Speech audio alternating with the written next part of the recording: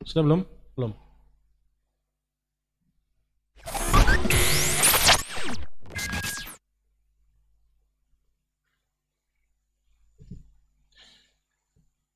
Jam 4.45, jam 5.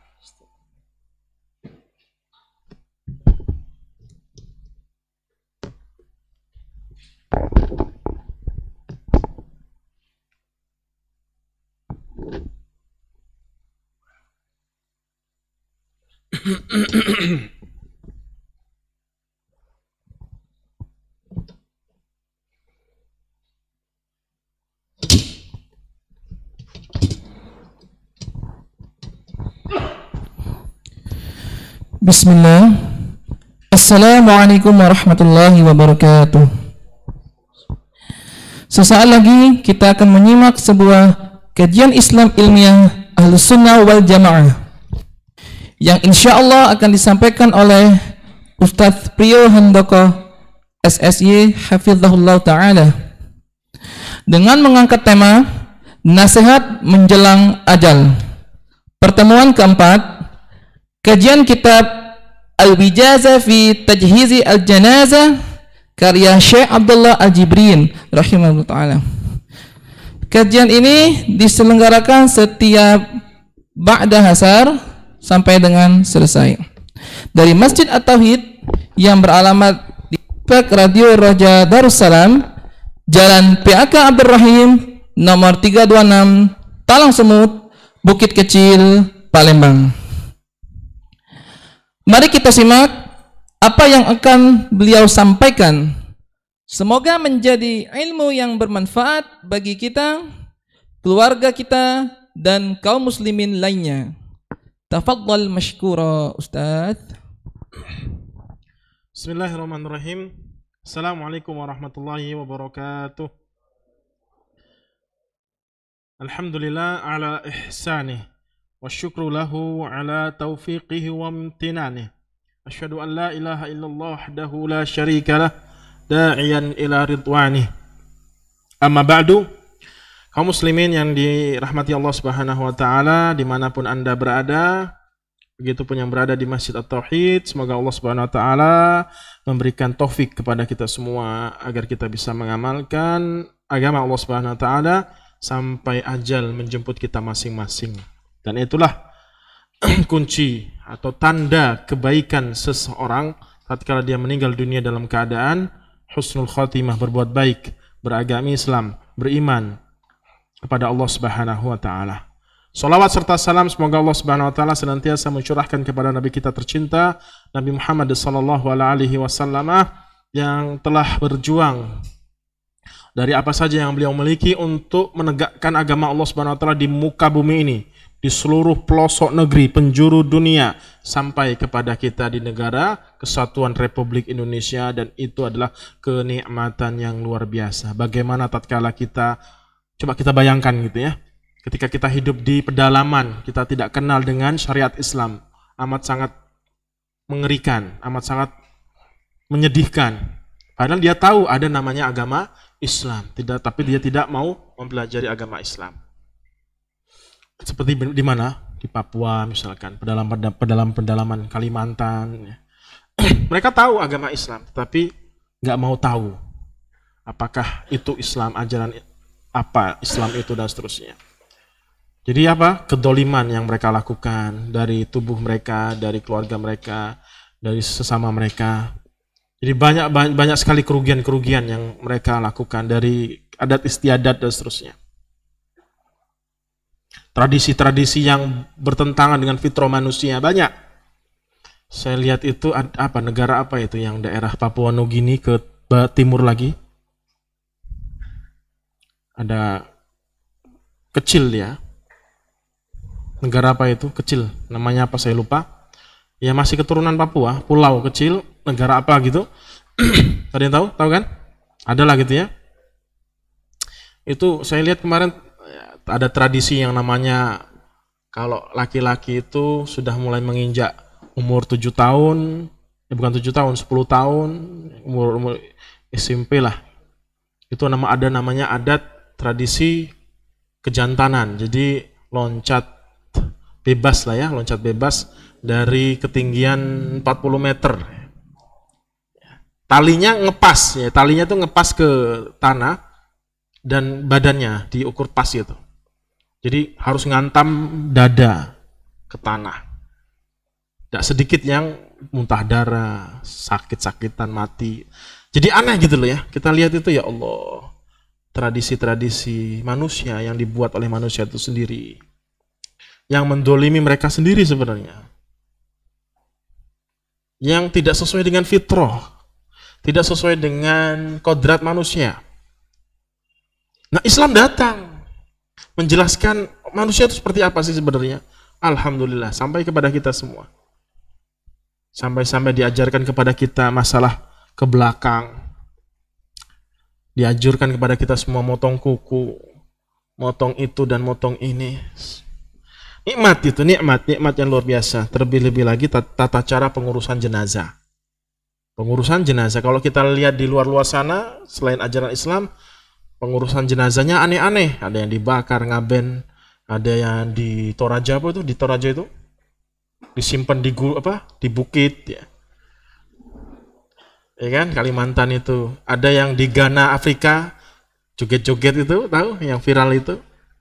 Nah, masa harusnya pada saat itu mengingat kematian gitu ya. Takut pada saat itu harus ditingkatkan rasa takut kepada Allah SWT, kok malah joget-joget di Ghana itu. Alasannya apa? Menghilangkan rasa sedih maksudnya mereka itu. Aneh kan? Jadi aneh. Nggak nyambung gitu ya. Perbuatan dan keyakinan. Atau fitrah. Nah, kemarin sudah kita singkat secara singkat kaitannya dengan persiapan kematian itu apa saja sih yang harus kita usahakan agar kita siap agar kita bisa mendapatkan husnul khotimah, kebaikan sebelum kita meninggal dunia, dan seterusnya sudah kita sampaikan. Nah, sekarang pada kesempatan kali ini kita beri judul judulnya tadi, nasihat menjelang ajal. Maksudnya apa? Ya, adab apa yang harus dilakukan oleh seseorang yang mau mati gitu ya. Maksudnya sakaratul maut. Baik si mayit atau si calon mayit itu sendiri atau si calon sakaratul maut itu sendiri sakit parah, sudah betul-betul kayaknya enggak bisa lagi nih hidup gitu. Apa yang harus dilakukan? Begitupun orang yang di sisinya yang melihat keadaan si mayit calon yang akan merasakan sakaratul maut tadi, itu ada adabnya, ada caranya, ada metodenya, ada sunnah sallallahu alaihi wasallam yang terkadang kita tak tahu, luput. Nah, ini kita pelajari. Nah, baru setelahnya kita bahas tentang husnul khotimah dan su'ul khotimah, baru masuk bab memandikan jenazah. Jadi masih jauh ya. Insya Allah 2 pertemuan lagi baru masuk kepada eksistensi dari fikih jenazah itu sendiri, yaitu memandikan, mengkafani, mensolati, memakamkan. 4 hak dalam fikih jenazah mayit itu. Baik, langsung saja. Mungkin saya tidak bisa terlalu lama, kita persingkat. Yaitu kata beliau rahimahullah rahmatan wasi'ah, al-waqfatu as-sadisatu, yang ke-6, pasal yang ke-6. Karena saya nggak bahas semuanya, kita langkah-langkahin saja. Yang mana yang bagus, yang penting itu dibahas-bahas. Ini saya langkah beberapa pasal. Yang sebelumnya itu pasal tentang syair-syair kematian dan seterusnya. Bukan syair kematian kemudian dibaca langsung mati, bukan ya. Syair-syair nasihat tentang kematian. Kata beliau, hudurul mauti wa alamatuhu, yaitu hadirnya kematian dan tanda-tanda kematian itu sendiri. Wa husnul khatimati wa su'uha, dan baiknya kematian seseorang dan buruknya kematian seseorang. Dibagi menjadi 2. Pertama apa? Adab, atau bahasa judul kita apa? Nasihat menjelang kematian, nasihat menjelang ajal. Kedua, bab ataupun subtema kedua adalah apa? Husnul khotimah atau su'ul khotimah. Insyaallah pekan depan kita bahas. Yang kita bahas sekarang apa? Nasihat apa saja sih? Sunnah apa saja sih? Adab apa saja sih yang harus dilakukan, yang harus diterapkan bagi si mayit, calon si mayit tadi yang sakit parah tadi, dan begitu juga yang berada di sampingnya. Pertama, berarti dibagi menjadi dua kan? Ditinjau dari si calon mayitnya, apa yang harus dia lakukan, apa yang harus dia tanamkan, apa yang harus dia tumbuhkan di benak dia, munculkan di dalam benak dia. Yang pertama kata pengarang yaitu al-wasiyah, wasiat. Wasiat. Kata Nabi sallallahu alaihi wasallam,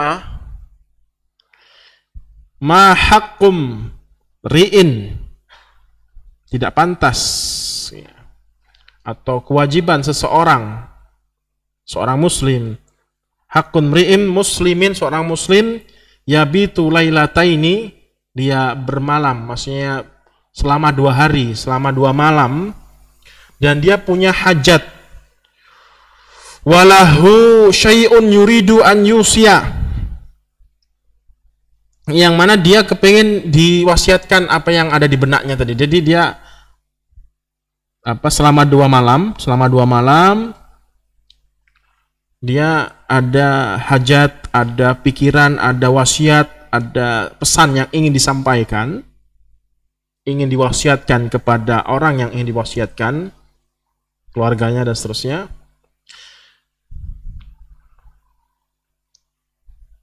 Fihi illa wasiyatuhu maktubatun inda ra'sihi, kecuali sepatutnya apa yang ingin diwasiatkan, apa yang ingin diucapkan itu ditulis atau disampaikan di sisi kepalanya,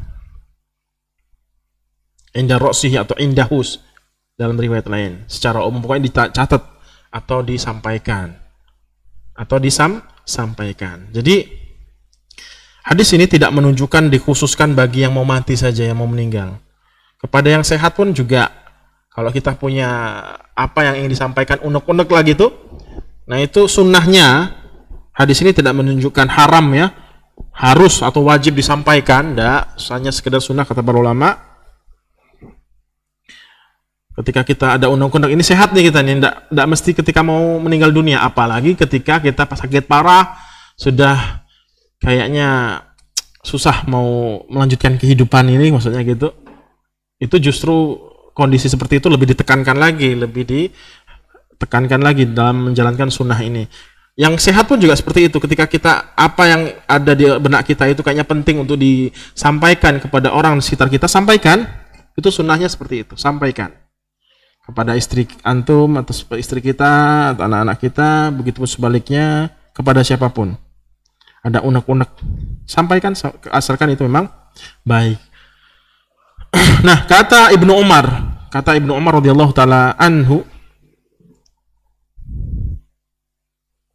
tentang hadis ini yang sudah kita baca tadi, kata beliau, ma marrat ala lailatun mundu sami'tu Rasulullah sallallahu alaihi wasallam qala dzalika illa wa indi wasiyati. Semenjak aku dengar sabda Nabi sallallahu alaihi wasallam tadi, semenjak aku dengar perkataan Nabi sallallahu alaihi wasallam tadi masalah wasiat tadi, tidak pernah lewat suatu malam pun melainkan aku sudah memiliki wasiat yang ingin aku sampaikan. Dan wasiat di sini biasanya kalau kita wasiat itu maksudnya biasanya harta. Nah, sawahku yang di situ, ya, kebunku yang di situ, sawitku yang di situ, ini tokoku yang di situ. Biasanya kan wasiatnya kayak gitu-gitu biasanya. Jadi hanya seputar dunia. Harusnya wasiat itu yang paling penting adalah tentang ketakwaan, nasihat-nasihat agama, nasihat akhirat. Itu maksudnya. Karena kita ini apalagi dia ini sudah beranjak dewasa, sudah berumur, itu terkadang banyak faedah-faedah yang ada di benak. Betul apa betul? Biasanya orang tua itu banyak pelajaran-pelajaran yang dia bisa ambil, yang telah dia ambil dalam menjalani kehidupan di dunia ini. Nah, dia terbetik di benaknya yang itu manfaat kayaknya disampaikan untuk orang-orang di sekitarnya. Sampaikan. Nah, kamu jangan terlalu, kan kadang-kadang gitu. Orang tua saya dulu pernah mengatakan gini-gini. Sering nggak dengar orang kayak gitu? Terkadang orang mengucapkan seperti itu, sering banget. nasihat bapak saya, nasihat ibu saya. Itu maksudnya apa? Makna wasiat. Bukan jadi wasiat atau nasihat sama. Wasiat atau nasihat. Tidak seputar hanya harta dunia saja ya. Justru lebih baik lagi dalam perkara agama, dalam perkara akhirat. Dan ini sudah disepakati oleh para ulama sebagaimana dalam fatwa Lajnah Daimah bahwasanya tidak wajib, maksudnya tidak berdosa kalau ditinggalkan. Kalau terbetik dalam benak, ya bismillah, sampaikan kalau itu penting. Dan nggak mesti sakit parah atau menjelang ajal, nggak mesti. Apalagi ketika berwasiat dalam sakit parah atau menjelang ajal kita dan seterusnya. Nah, kalau masalah harta, saya singkat aja di sini. Kalau masalah harta ingin diwasiatkan untuk diberikan kepada siapa dan kepada siapa, sepeninggalan dia ketika mau meninggal dunia gitu atau sakit parah, itu tidak boleh lebih daripada 1/3 harta si mayit, tidak boleh lebih daripada 1/3 si mayit, kecuali kalau wasiat-wasiat tersebut hanya sekedar wasiat biasa dalam keadaan sehat, itu hanya sekedar pemberian atau ya hanya sekedar pemberian saja, kasih seperti itu. Tapi tak sepantasnya dia mengedepankan orang lain daripada hak keluarganya. Keluarganya terlantar tapi mengedepankan orang lain. Beda lagi Abu Bakar radhiyallahu taala anhu, dia 2 kali menginfakkan seluruh hartanya. Jadi beliau menginfakkan hartanya seluruhnya, 100% seluruhnya tanpa terkecuali untuk di jalan Allah Subhanahu wa taala ketika peperangan dan kepada kaum muslimin secara umum 2 kali. Ini juga sunnah ya, ini juga sunnah dan disetujui oleh Nabi sallallahu alaihi wasallam. Tetapi tidak sunnahnya adalah ketika Anda mengeluarkan semua harta Anda tanpa terkecuali untuk orang lain, untuk agama Allah Subhanahu wa taala, sehingga anak istri terlantar pergi 40 hari kemana gitu kan, ditinggalin sekian atau nggak ditinggalin sama sekali. Aku tinggalkan anak istriku kepada Allah Subhanahu wa taala. Aku titipkan kepada Allah dan Rasulnya sebagaimana perkataan Abu Bakar. Di situ ada syarat. Kenapa beliau Abu Bakar sedikit itu habis hartanya, seluruhnya diinfakkan di jalan Allah Subhanahu wa taala? Karena beliau piawai, pintar cari duit gitu. Misalkan habis nih sekarang nih 1 miliar, misalkan harta kita sekarang habis nih 1 miliar. Besok sudah ada bisnis yang akan dikerjakan dan akan menghasilkan. Nah, itu tak masalah kalau seperti itu. Kalau misalkan antum nggak yakin, tawakalnya masih tawakal apa, istilahnya kerupuk gitu kan, kena angin langsung atau tempe gitu ya, udah melempem, ya nggak usah, ya sunnah. Maka justru pada saat itu nggak sunnah, nggak bagus gitu, nggak yakin atau tawakalnya masih ragu-ragu dan takut-takut dan seterusnya. Nah, Abu Bakar kata para ulama, beliau pinter memang cari duit gitu, jadi habisin, yakin insya Allah besok dapat betul. Paham ya? Seperti itu. Nah, wasiat yang tidak boleh daripada lebih dari 1/3 itu adalah ketika mau meninggal dunia, meninggalkan harta benda. Dan itulah yang diizinkan oleh Nabi SAW, maksimal 1/3 harta. Kasihkan itu nak ya kepada dia nak ya. Maka nggak boleh lebih dari 1/3. Itu yang pertama. Itu singkatnya seperti itu ya. Sebenarnya masalah wasiat banyak lah. Silakan dicari lagi, banyak itu artikel-artikel yang cantik-cantik. Ya, yang bagus-bagus. Yang kedua, an yuhsina ad-dhanna billahi ta'ala ma'a husnil amali. Yang kedua, harus husnudzon. Ini si mayit ya. Ini kita fokuskan kepada si mayit ya. Tadi wasiat kan umum masih ya. Wasiat tadi kan bisa umum kan? Tapi kita khususkan ketika menjelang ajal. Makanya itu kita katakan tadi apa? Nasihat menjelang apa? Kematian ajal. Pertama apa? Wasiat. Nanti kita bahas lah ya tentang wasiat Nabi SAW ketika meninggal dunia, ummati dan seterusnya. As-sholat.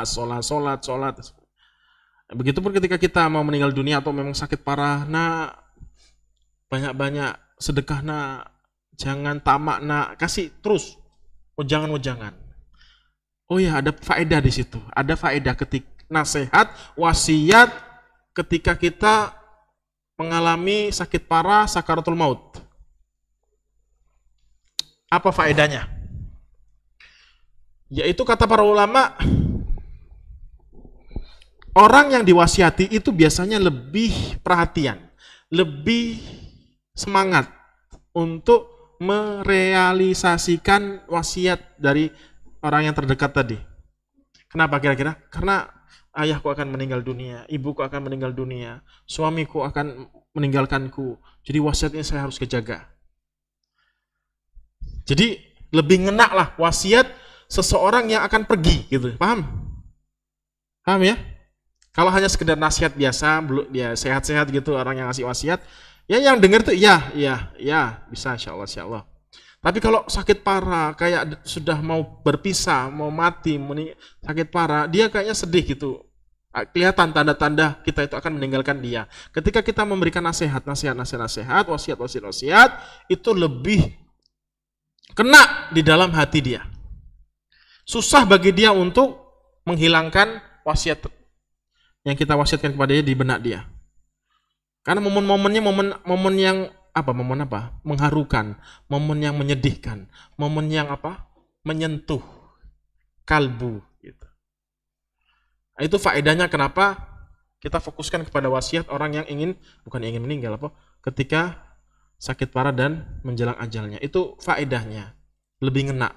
Maka itu sunnah tapi nggak wajib. Kalau ada di benak kita ketika kita sakit parah nih, mau mati misalkan, betul-betul udah beratnya luar biasa nih, sakitnya nih, kasih tahu atau wasiatkan, Bu, Bapak, anakku, istriku, boleh dikhususkan kasih, atau tulislah kalau nggak bisa ngomong, dicatat sendiri. Catat, tulis, untuk istriku yang tercinta, untuk suamiku yang tercinta, untuk anakku yang ku sayangi, untuk ibuku yang ku cintai, dan seterusnya. Bahwasanya ini. Ingat, wasiat bukan hanya harta doang.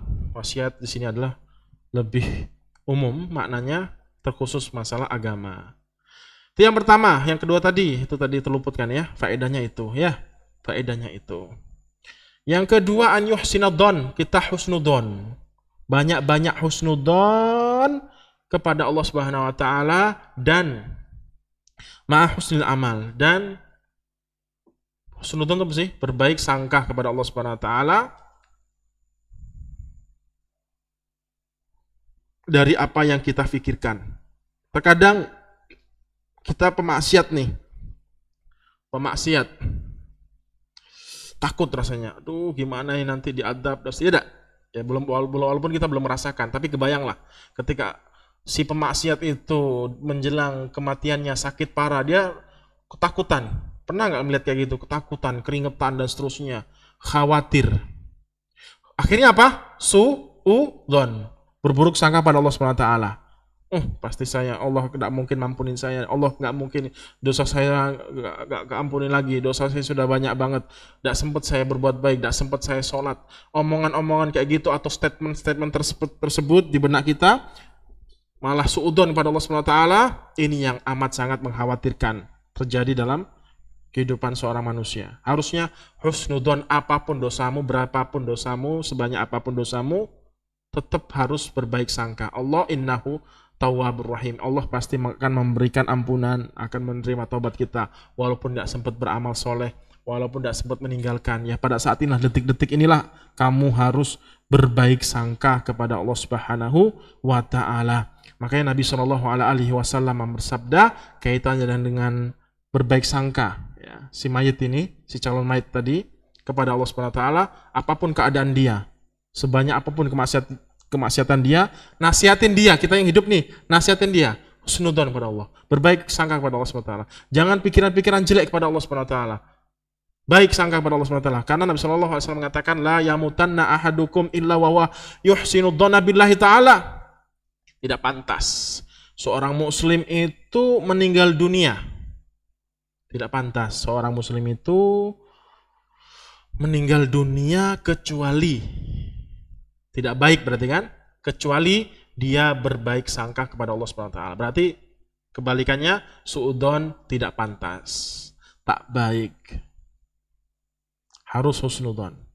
Karena Allah Subhanahu wa taala katakan dalam hadis qudsi, Ana inda dhanni abdi bi.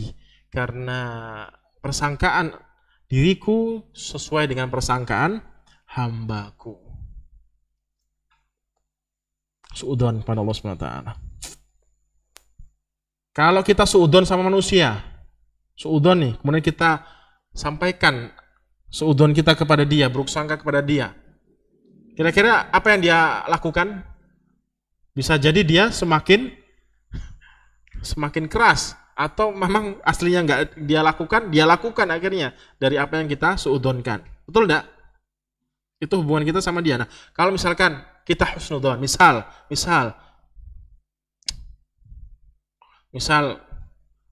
di suatu kampung memang kebiasaannya sedekah, infak. Kemudian si fulan ini padahal kaya raya, tapi kok nggak infak, nggak sedekah, nggak ada namanya di situ. Kita cari-cari, apalagi kita bendaharanya misal, ya kan? Padahal kayanya luar biasa ini, kok nggak mau sedekah. Kira-kira apa yang di benak kita pada saat itu? Pasti suudzon gitu kan? Itu banget sih. Padahal mobilnya banyak dan seterusnya. Itu sudah lumrah lah pasti gitu ya, pasti suudzon dah gitu. Kemudian kita sampaikan, pelit lah gitu kan hasilnya kan, kamu pelit dan seterusnya. Atau kita sampaikan di media sosial, dipublikkan dan seterusnya, ini rumah ini pelit dan seterusnya. Apa kira-kira yang akan dia lakukan? Justru semakin apa? Pelit. Ya wis terserah, itu duit-duitku kok gitu kan. Nah, ketika dia misalkan pelit beneran ya, beneran misal.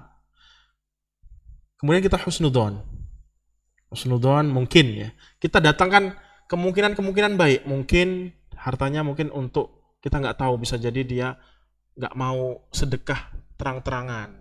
Ada orang yang semacam itu. Ada orang yang kan namanya hati kan kita sendiri tahu kemampuan hati kita. Kalau orang misalkan jangan kita katakan ini riya, ini enggak, jangan. Misalkan contoh, tadi malam saya sholat tahajud sekian dari jam sekian. Wah ini riya, ini enggak sah gitu kan, enggak diterima pahalanya, amalan-amalannya. Jangan, kan kita enggak tahu keikhlasan dia dalam hati dia. Bisa jadi dia kuat keikhlasannya dan dia ucapkan itu bukan karena untuk memamerkan, justru untuk memotivasi yang mendengarkan. Nah, husnudzon di situ, jangan riya. Seperti yang tadi, memang misal dia benar-benar pelit gitu ya, kita husnudzon, datangkan pemikir yang lain. Oh bisa jadi dia sedekah di tempat yang lain, mungkin kita nggak tahu. Mungkin dia lemah hatinya kalau dia sedekah di kampung kita yang nanti tertulis namanya dan seterusnya.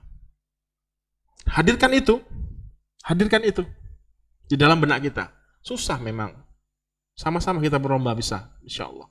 Hadirkan itu, bisa jadi dia punya pesantren di mana gitu, kita nggak tahu. Bisa jadi kan banyak kemungkinan baik, banyak nggak? Banyak banget kemungkinan baik, kok malah kemungkinan jelek yang kita tanamkan, yang kita di benak kita.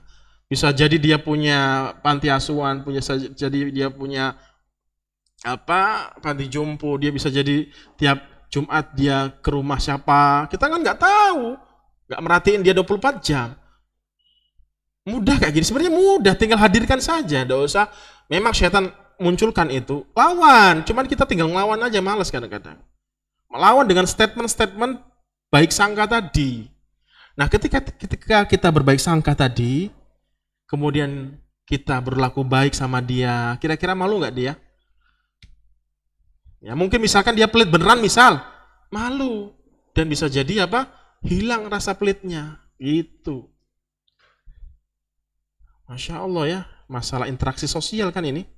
Interaksi sosial nih kalau dibahas dalam ilmu umum interaksi sosial. Islam duluan membahas tentang interaksi sosial yang terbaik. Betul kan? Itu.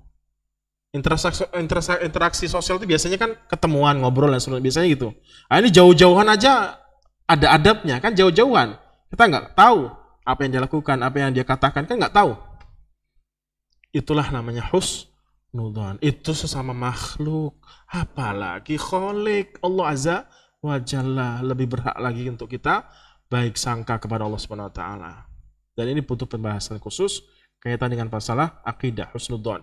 Ketika musibah bagaimana, kayaknya Allah ini murka sama saya, nggak cinta sama, jangan gitu. pembahasan khusus itu. Yang kedua itu, ya, hadirkan itu di benak kita kalau kita ini mau mati nanti nih atau sudah sakit parah. Ataupun kita ingatkan ke orang yang betul-betul sakit parah tadi. Paham? Ketiga, anya jama'a bainal khaufi war raja'i fayakhafu 'iqaballahi 'ala ma qtarafahu fi hadhihi ad-dari, yaitu menggabungkan antara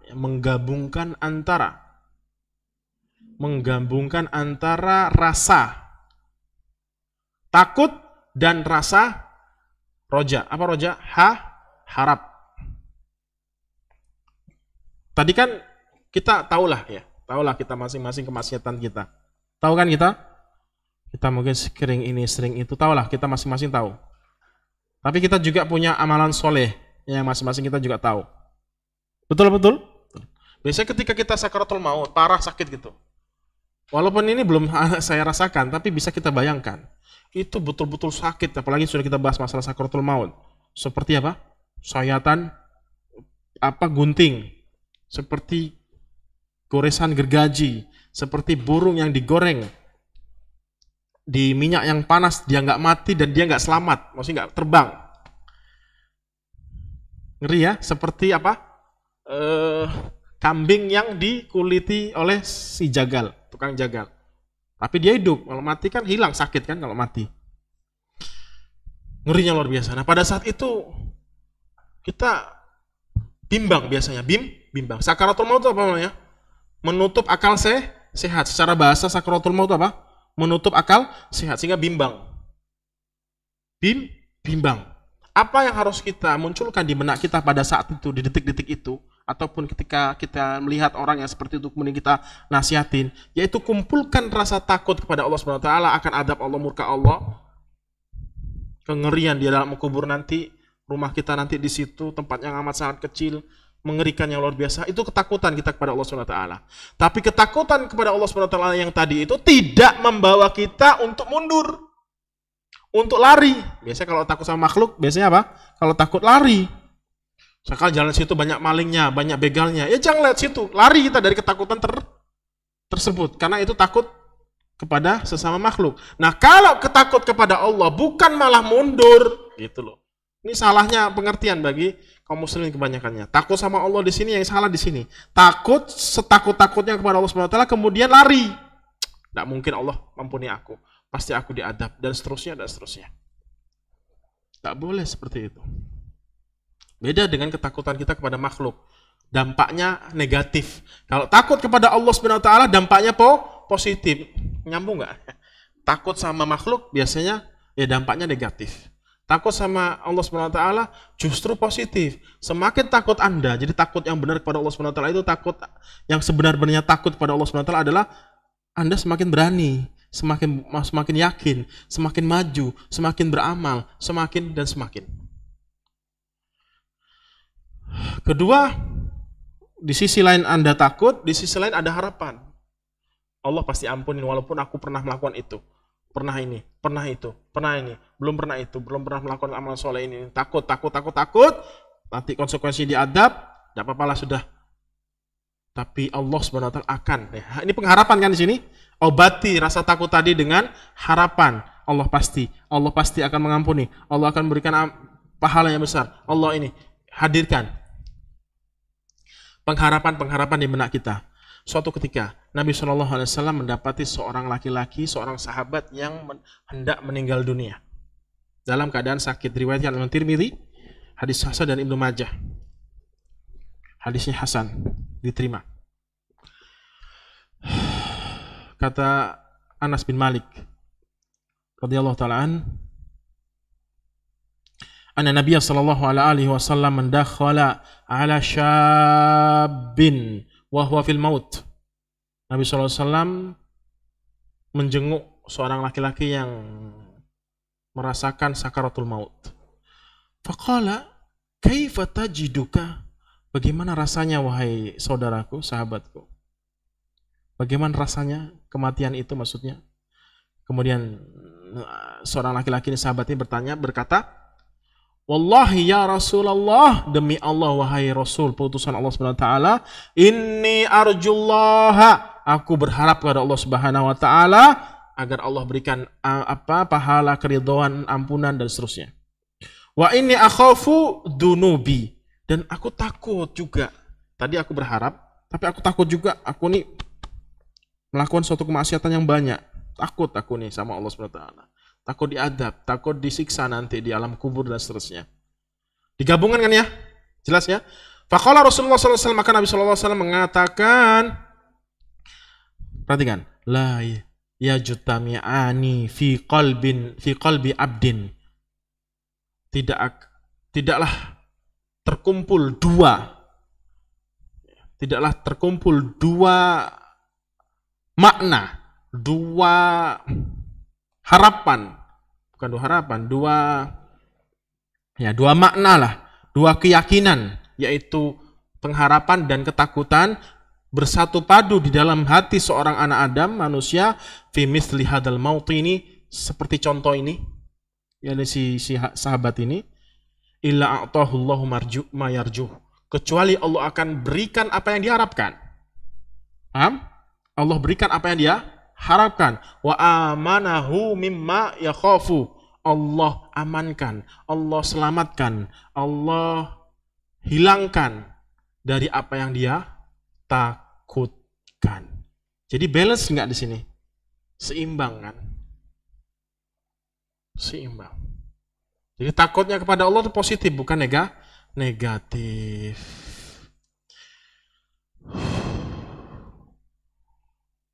Nah, 3 poin itu yang harus kita tanamkan di dalam benak kita tatkala kita sakit parah. Tidak banyak, 3 doang. Wasiat, husnudzon, kumpulkan rasa takut dan rasa harap. Kaum muslimin yang dimuliakan Allah Subhanahu wa taala, banyak pelajaran ya yang bisa kita bahas pada kesempatan kali ini. Khusus masalah poin yang ketiga itu tadi. Kita itu sadar, walaupun saat ini nggak sadar. Ketika kita menjelang ajal kita atau akhir-akhir dalam kehidupan kita, kita itu sadar biasanya, kita langsung sadar biasanya. Sadar dari apa yang telah kita lakukan di muka bumi ini. Maksudnya, saya akan meninggalkan dunia yang aku lalai dalam menjalani kehidupan dan kewajiban aku di dunia. Ketika di detik-detik kematian dia, akhir kehidupan dia, hayat dia, itu muncul apa? Rasa-rasa ketakutan, pengharapan, was-was. Was-was kan biasanya takut yang berlebihan, takut yang berdampak negatif, suudzon dan seterusnya. Itu menunjukkan bahwasanya apa? Kematianlah yang akan menyadarkan seorang hamba dari perbuatan yang dia lakukan semasa dia hidup di muka bumi ini. Makanya para ulama menjelaskan, kafa bil mauti wa'id. Cukuplah kematian itu sebagai nasihat, sebagai pemberi motivasi untuk beramal soleh. Cukup, kematian itu cukup. Nggak perlu jauh-jauh membahas tentang Al-Quran, menjalankan perintah amal soleh, menjauhi semua larangan. Kalau orang sudah melihat orang lain mati, barusan dia ngobrol sama si temannya tadi, ternyata sudah hilang. Berpikir di benaknya, kemanakah dia saat ini? Apa yang dia rasakan saat ini? Apa yang dia rasakan, kenikmatan atau adabkah? Akhirnya berpikir dia, berarti kelalaian yang aku lakukan, kemaksiatan yang aku sering lakukan, itu akan hilang, akan sadar, akan terhenti, akan terputus tatkala kematian itu hadir. Makanya pintu tobat tidak akan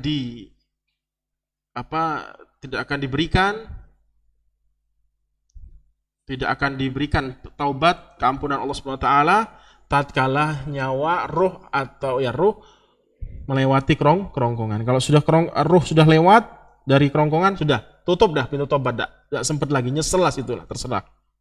Nyesel kan di situ. Nah, ketika sakaratul maut masih nyawa di dalam tubuh, masih ada kesempatan akhir, detik-detik akhir. Nah, disitulah akhirnya sadar orang itu kalau dia ini di dunia itu seperti ini. Nyesel. Nyesel senyesel-nyeselnya. Nah, sebelum itu datang, waktu-waktu itu datang, kita rasakan, sekaranglah sadar gitu loh. Paham nggak maksud ana pribadi ini ya? Maksud ana di sini. Paham ya? Kita biasanya sadarnya nanti gitu, sadarnya pada saat itu. Karena kita akan berpisah dengan dunia yang kita sangat-sangat cintai, yang sangat kita gila ini. Sadarnya pada saat itu. Nyeselnya pada saat itu. Dan ilmu sudah dibahas, sudah kita sampaikan. Nah, jangan sampai penyesalan, kesadaran itu sadar pada saat kematian. Menjelang kematian, tiba. Dan bisa jadi Allah tutup ampunan, taubat. Nah, sekarang sadar. Sekarang. Jadi cukup kematian itu menyadarkan orang, itu cukup kematian itu. Kematian orang lain maksudnya. Sehingga kita berpikir, oh nanti saya di sini, di kehidupan saya nanti di akhirnya di sini, rumah masa depan saya itu ini, kotak kecil, ya nggak bisa berbaring, nggak bisa muter-muter. Kalau tidur kasur itu kan masih luas tuh, kasur satu orang kasur kan masih enak, bisa guling-guling, bisa tengkurap, bisa terlentang. Ini kan cuma satu kecil, lahat kecil banget. Jadi kalau ada orang meninggal dunia, coba hadirin, itu cara membersihkan hati kita agar memotivasi kita untuk beramal soleh. Sayangnya wanita tidak disyariatkan untuk mengikuti jenazah dan memakamkan jenazah. Tapi tak masalah, dibahas ketika memandikan juga, apalagi yang meninggal wanita, memandikan, mengkafani wanita yang mayitnya, juga bisa diambil pelajaran di situ. Mengerikan ya, mengerikan sekali. Jadi kalau kita pulang dari pemakaman, habis nguburin teman kita, itu ya Allah, betul-betul kayak